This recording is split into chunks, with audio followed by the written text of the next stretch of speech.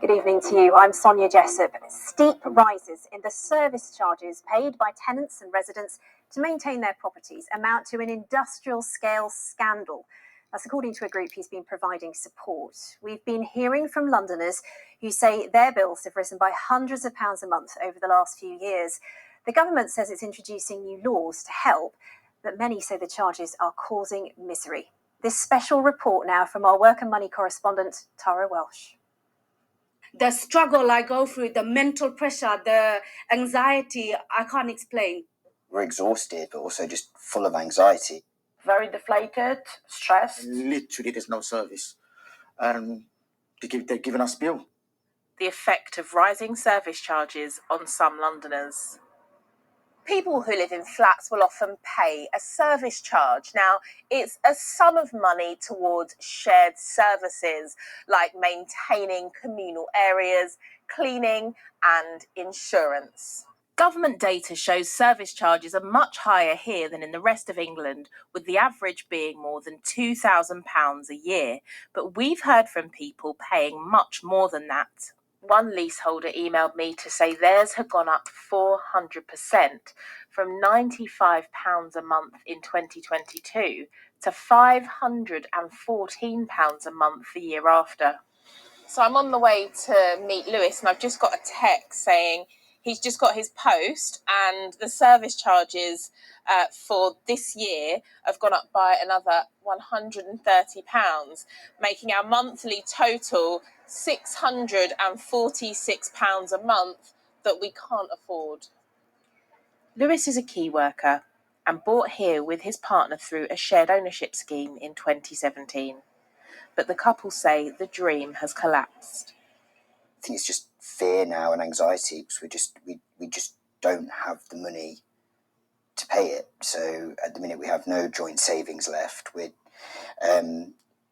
dipping into credit cards to pay for shopping, etc. And we're just left in our overdrafts at the end of every month because we just can't afford it basically. And on top of this, Lewis has been told he needs to pay an extra £9,000. It's because his landlord, One Housing, had issued estimated bills over a 3-year period, but now says actual costs of services were much higher, so they need to pay. And have you seen receipts and proof of these costs? None. Nothing? We'll have one line that says repairs, but what's been repaired, we don't know.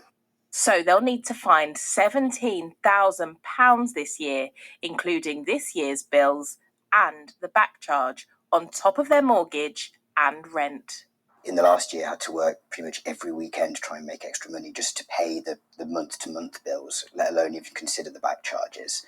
And that led to about 28 days off work with stress and anxiety, where they actually pulled the overtime from me, so I couldn't do any extra shifts at work if just to carry on paying the bills, which then just led to more anxiety and stress.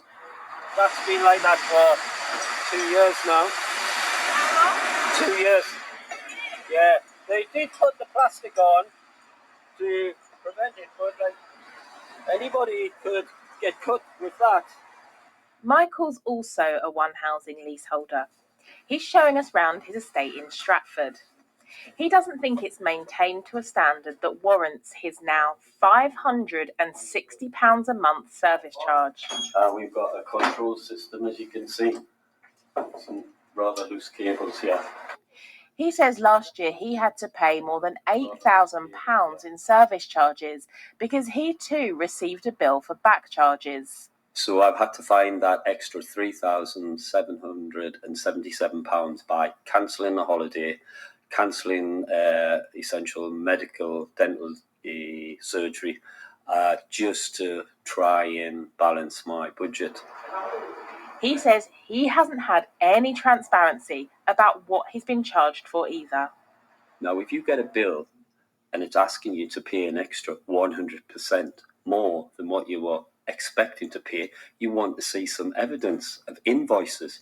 Nobody in the right mind would pay a bill without knowing what the invoice was. A spokesperson for One Housing said, "We want to sincerely apologise for any distress some of our customers have experienced. We appreciate our customers' concerns following increases in service charges, which unfortunately have been driven by sharp rises in costs across the sector, such as utilities, insurance fees, and maintenance. We do not make a profit on service charges. We provide a breakdown annually of our service charges where this is possible, and our policy is to always fully investigate any issues that customers raise. This isn't an issue limited to one housing association, though.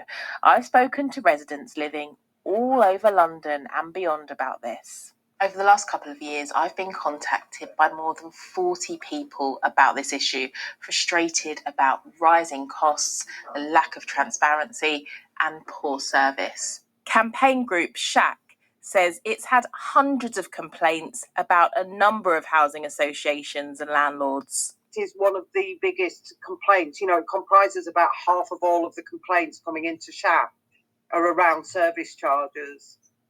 Buildings, with no concierge, but the tenants and residents are being charged for a concierge service. Buildings without a lift are being charged for lift maintenance. What we've been trying to do is just collect a bundle of evidence together, which shows just what an industrial scale scandal this is. The government says new laws will give people more protection around this issue, but at the moment many feel completely powerless. Tara Welsh, BBC London.